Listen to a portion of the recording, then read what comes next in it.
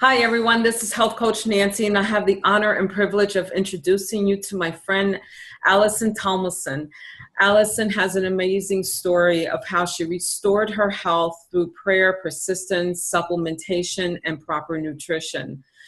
Unfortunately, however, her story is a little bittersweet because the things that she discovered that helped her in her health, unfortunately, she was not able to help her son who passed 30 years prior to her knowledge of what she did to restore her health. She has a great story, so stick with us. I'm sure that you're going to be inspired to change the way you think about health, about nutrition, about food as a whole.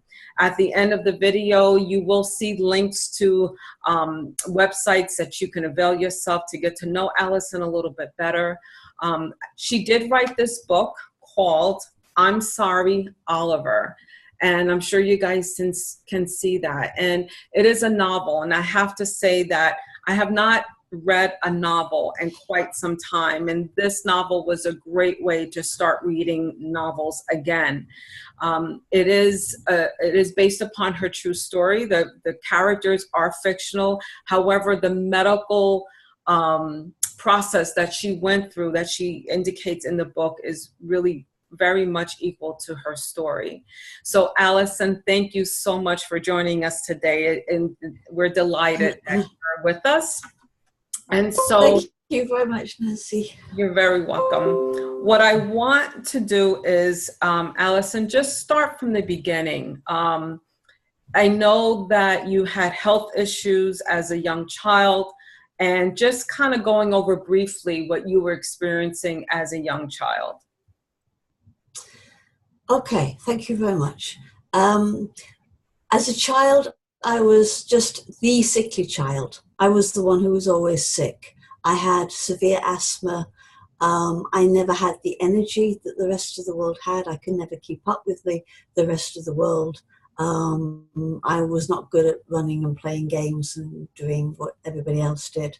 And I know this is part of the story, but it's not a major part of the story. I now consider that a lot of the problems stemmed from very heavy medical intervention that I had when I was born that was possibly not necessary. And I tried to put this in the book you mentioned. I'm sorry, Oliver. I developed a fiction around that. I don't know exactly what happened, but I developed a fiction around that.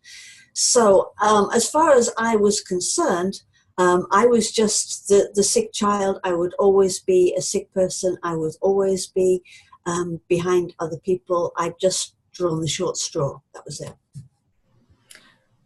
So going forward, so as far as you can remember as a child, sickness was already part of your life. So now at the age of 23, your son was conceived. And although your book is called I'm Sorry, Oliver, your son's name is Timothy. It's Timothy. So Timothy was conceived. So tell us what your pregnancy was like. I had severe asthma attacks all the way through the pregnancy. But it seemed to be going okay. It seemed to be going okay until I got to about 28 weeks. And then I had an asthma attack at home. A doctor came to see me in my house. He gave me an injection of aminophylline, which seemed to work. It seemed to solve the breathing problems. But 2 weeks later, the pregnancy just went crazy. Well, I say it went crazy. I knew it was going wrong. As I put in the book, I put this quite accurately in the book. I went to the doctor 5 days in a row saying, my baby's still kicking, but my baby isn't communicating to me anymore. I don't know what's wrong.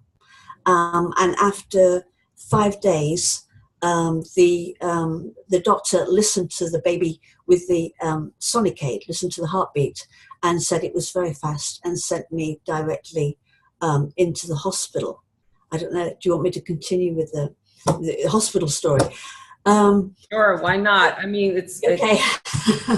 I was As far as we were concerned at that point, the problem was the baby's heart rate. So I was given digoxin. They gave me digoxin to see if it would pass through the placenta and affect the baby.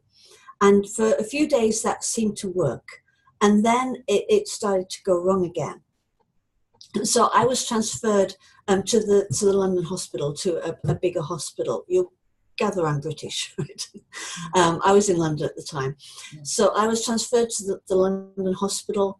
And we had a big problem there with the fetal heart monitors. And again, I put this in the book quite accurately. In as much as while I was at the smaller hospital, the mother's hospital, I got used to the fact that the trace out on the fetal heart monitor was slightly different when the baby's heart rate was fast. You know, when they were checking it with the sonic aid, actually listening to it, I could see that there was a difference in the trace out on the fetal heart monitor. When I changed hospitals, they didn't accept that. They said, oh no, it's reading normally. The fact was that Timothy's heart rate was double normal. It was like 300. And the machine couldn't cope with 300, so it halved it and read normal. So let's just backtrack for 1 second. Yeah. So you notice a distinct difference after giving the medication for your asthma. And I think that's really interesting how in tune you were with your baby, that the baby was kicking, Timothy was kicking, but as you said, no longer communicating. Yeah. So you were very in tune. So now you're knowing that there might be a real problem here. Mothers know their babies, right? I called certain kicks hello mummy kicks. I mean, that's what I did. And I told the doctor the hello mummy kicks have stopped. I mean, it's crazy, but that's I knew something was wrong. Yeah. But this was after the injection. But at that time, I did not connect the injection. It was decades later that I actually connected the injection. Right, right. So now you're going through your pregnancy, your Timothy's heart rate is increasing. Did you feel you were taken seriously as the mom? No, not at all. Not at all. The machine was believed. That the machine overruled the mother. Yeah. Okay. So let's go forward now. After the 28 weeks, how was your pregnancy after that? Well, as I say, it was like 2 weeks after that, 30 weeks, that I was taken into hospital. And Timothy was born by cesarean at 30 and a half weeks, I think it was. Okay. And I'm sorry, go ahead. No, I was going to tell you the story of the actual morning of the cesarean. Yes. And again, I put this in the book, and I put this quite accurately, as much as I remembered. And since you're giving me the opportunity, I'd like to tell this story. Absolutely. I woke up on it was a Saturday morning. I woke up on the Saturday morning, and I knew my baby was in trouble. I knew it. You didn't have to tell me. I knew my baby was in trouble. And I thought, it's okay. When they put me on the machine, they'll be able to see it. So they put me on the fetal heart monitor, but it was doing the strange trace that I got used to. I knew that was a sign something was wrong, but they didn't accept that and said, no, your baby's normal. There's no problem. The heart rate's normal. I kicked up a fuss. I absolutely kicked up a fuss. So eventually they brought in the house officer, like the junior doctor. I know you've got different ways of, I don't know what you call them in America.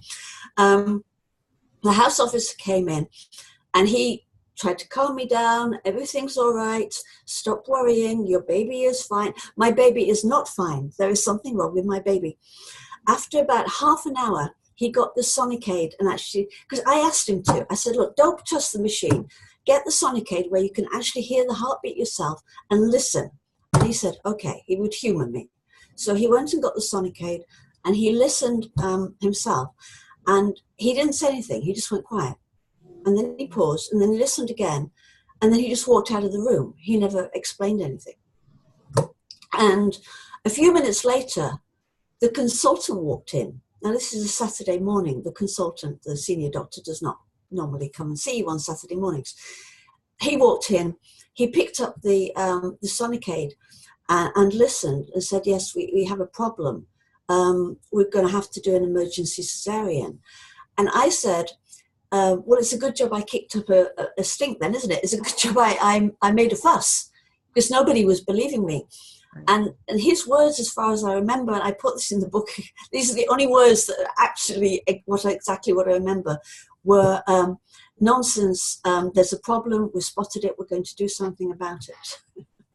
So I was immediately taken off for the emergency cesarean. So after Timothy was born, tell us about that. Was Timothy growing as expected? The first, no, he wasn't. Well, the first few weeks, my now ex-husband, my husband and I thought that the baby was growing properly. We thought, I mean, we could see that there were some differences between him and other babies, but he'd been very premature. So we just put it down to prematurity. And it wasn't until a few weeks later that the doctor told us that Timothy was severely brain damaged. And that he would not develop normally. Tell us what that felt like. What to hear that type of news, that your baby is brain dead. Brain damaged, yeah. It's just a shock, isn't it? It's just a shock. I mean, I was very young. It was overwhelming. I mean, you just have to, well, I thought I just had to get on with it, do the best that I could. At that point, did you think it had anything to do with the C-section or the medication, or did it dawn on you, or you just, and excuse me for misspeaking, brain damage, not brain dead, but did you, think at that point that anything that was given previously had anything to do with it? No, I mean the doctors told us we went this a little bit later, but we were sent for like genetic counselling and stuff to see if they could find out a reason this had happened to my child, but they couldn't find out anything. So we were told we just drew the short straw, and I thought it was my fault. I'd been the sick person from childhood.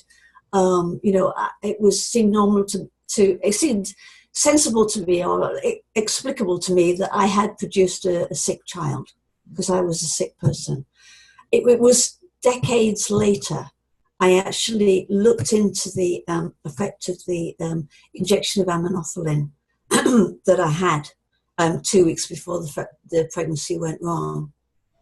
And that's when my own journey started, looking into alternative health, natural health. So when you looked at the possible side effects of the medication that was given to you for your asthma, for the asthma attack you had, did anybody discuss the potential problems that can arise? Was it ever mentioned, this can cause brain damage for your growing baby? No, it was never, ever, ever mentioned. And later, and it was the 8th of November, 2009, right? Tells you how recent it was. But Timothy was born in 1982. So you see how much further along in time it was. Somebody said to me, I was explaining about Timothy, somebody said, what caused it? I said, I've no idea. It was just one of those things. But now it's the computer age, right? Now it's the Google age. Didn't have that in 1982. So now, it's 2009, I go to the computer and type in aminophylline, and I find lawsuits against companies that produce the aminophylline for brain damage and heart damage. Timothy's heart rate was very fast in neonates. And for me, that was the day the world stopped. I've heard other mothers say this the day they realize that something was done to their child that could have been avoided, right? That my son suffered for 10 years and died because of a lie. Sorry, I'm bound to get emotional about this. And I didn't know until the 8th of November, 2009. And then later, when I was writing that book, I investigated it further and found that the Big Pharma's own material says that aminophylline given in pregnancy in animals has been shown to cause brain damage and death, birth defects and death in the offspring. And it says, but similar trials have never been done in humans, and that aminophylline should be given as an absolute last resort in pregnancy. And I couldn't believe that when I first read it. They have never tested it in humans. They're giving it to mothers. They have never tested it in humans. They know in animals that it causes birth defects and death. They've never tested it in humans. They say it should be given as a last resort. But that's not policed. Nobody knows that. A doctor came to my house and gave me an injection. He's a doctor, he can do what he likes. And I want to say that I don't feel anything particular against that doctor. That doctor was doing what he was trained to do, what he'd been taught to do. Right. My problem is the whole system, the whole way the doctors are trained and the way that we are taught to just believe what they say, just totally accept what they say. Right. And just to kind of segue a little bit, I don't know where anyone is where natural health is concerned, but let me just highlight and say that Alison and I are really wanting to highlight, as she said, the system that's broken. And it's not against any one particular segment of physicians or specialty or anything like that. But this is Alison's story, and it's real for her, and it's her truth, it's her life, it's her story that needs to be told. So this is why we're doing this. And it's not by any stretch of the imagination to offend anyone in the medical community. It's just to cause our viewers to be aware, to be cognizant. If you're a mom, you know that you know that you know, and don't let any testings, anything that they do override your gut feeling. So that's another point that I think that Alison and I would like to make today. So Alison, going on further, so now your baby, you're now aware, is brain damaged. What was it like raising him? What was his limitations? What could and he could not do? He lived to be just 2 weeks short of his 10th birthday. During that time, he never learned to sit up. He could never speak. He couldn't hold something in his hand. Therefore, he couldn't feed himself. He couldn't dress himself. He was basically almost as handicapped as you can be and still be alive, basically. Wow. And the first year of his life, I don't know if you really want me to get into this, but the first year of his life, my recollection is that he was behind everybody. He couldn't do things, but he wasn't actually suffering. He didn't know that he was behind everybody else, right? So he wasn't actually suffering. Then, just before his first birthday, took him for a checkup at the doctor's. He frequently had to go to the doctor. And while I was there, the nurse said, "Oh, he's nearly 1 year old. We might as well give him his 1 year vaccines."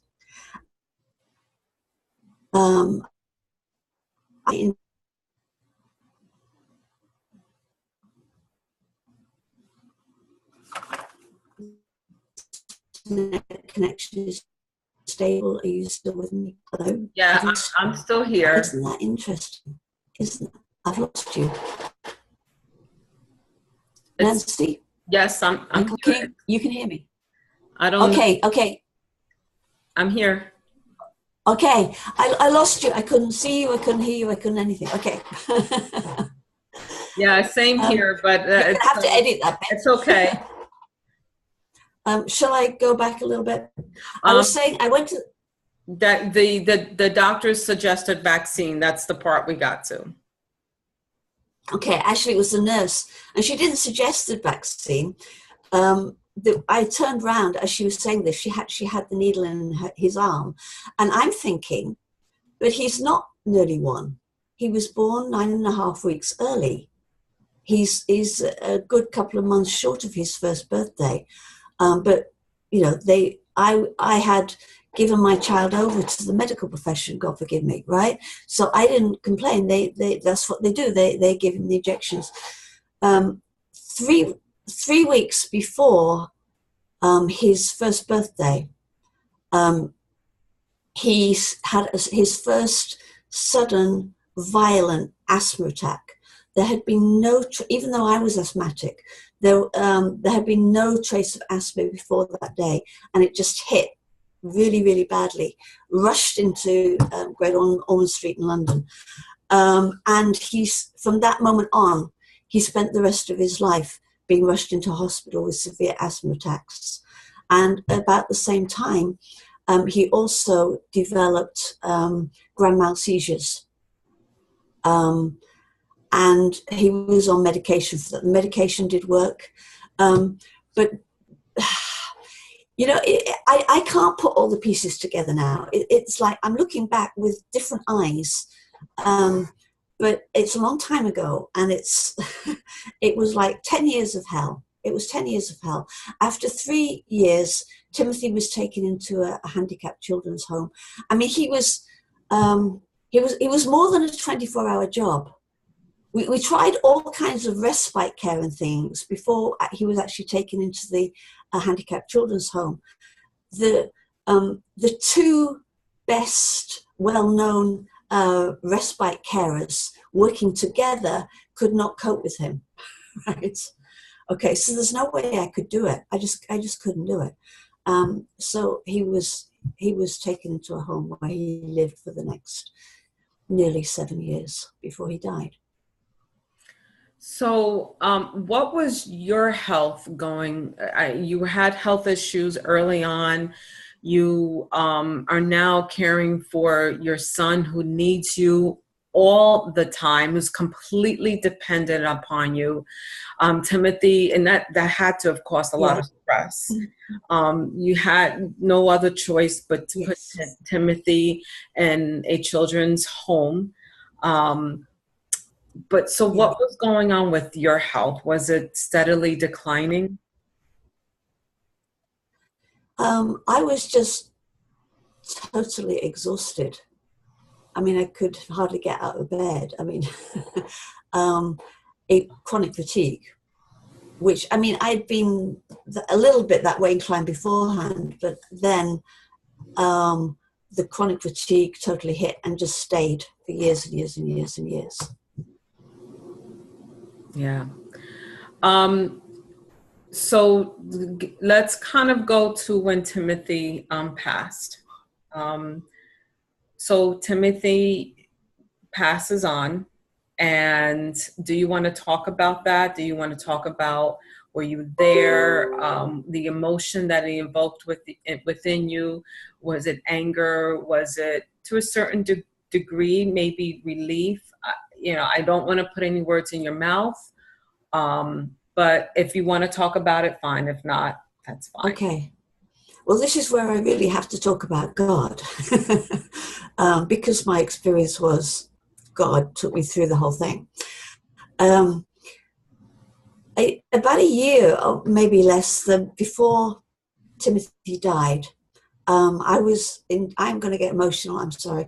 I was in church one day, and I was praying, and I just felt God told me that he was going to take Timothy. He was going to take him to himself, and he was going to look after him. So I kind of had warning of what was going to happen. Then when Timothy died, he was in the children's home at the time. And by a miracle, my parents live in Yorkshire, I was in London. They happened to have come to me like the day before. They happened to be with me at that moment when I got the phone call saying, get to the hospital like now. But it's very bad. Timothy's in a very bad way. And we got to the hospital, and I was taken into a room, and there's no baby in the room. So I'm starting to catch on. They haven't brought me to see him. He's gone. And I prayed sitting in that room, and what God said to me three times was, he's so safe. He's so safe. He's so safe. God knew what I needed to hear, right? That he was so safe. And obviously then they came and they told me that he had died. I do, again, since you're giving me the opportunity, and I've never had this opportunity before to speak, to say all this, I would like to mention that, at the children's home, they were very keen. Obviously, they were shocked. They discovered him, he passed during the night, right? They were very shocked. And they were very keen to make sure that I knew that they were taking good care of him. And so they said to me, we took him to the doctor that day. We took him to the doctor earlier that day. And at the time, I didn't think anything of it. And then when he passed, I went to see the consultant at the hospital who'd been in charge of his treatment. And the consultant said to me, really, there should be an autopsy because he died not in the hospital. But we all knew that, Timothy had lots of problems, and, he was, it's no surprise to anybody that he died. So we don't want to put you through the autopsy. So I've spoken to the coroner and he's okay with that. So we're not going to do the autopsy. And at the time, I never occurred to me to disagree with that or whatever, right? I mean, obviously I'm grief-stricken and all the rest of it. Never occurred to me. Of course, now later, now that I know the sort of things that go on in hospitals and the sort of things that happen in the medical profession, I would, and I'm not making any specific accusations here because I don't know, I would just like to know what happened at that final doctor's appointment and what an autopsy would have shown. And you said, was I angry? Oh gosh, yeah, I was not angry. For 6 weeks after Timmy's death, I found it very difficult to pray, but it wasn't anger. It was kind of relief that with everything that happened to Timothy, that God had saved him, right? Sorry. Without God, Timothy would be eternally lost to me, which is insufferable, just totally insufferable. And so what I felt was gratitude. It was absolute gratitude. It's like it was difficult to pray because normally when you pray, you're asking for something, right? And I had nothing to ask for because God had done what I most needed him to do. He had saved my child. Okay. Thank you so much, Alison, for sharing your story, sharing your emotions with us. I think that we can all feel what that must have felt like, especially those of us who are parents. And we really appreciate it. I would really like to go into your health and what happened afterwards, because your health started to decline and to the point where Yes. you really could not walk. So I think though we'll do a part 2. Okay. We want to just thank our viewers for joining us today. At this Yeah. point, we will stop the video and we'll post segment 2. And you'll hear more of Alison's amazing story of how this whole journey and her life and her heartache brought her closer to God, and how the Lord opened up doors for her to find out what true health was all about and what her body needed to be restored. So we hope that you would stay tuned and that you will look forward to segment 2.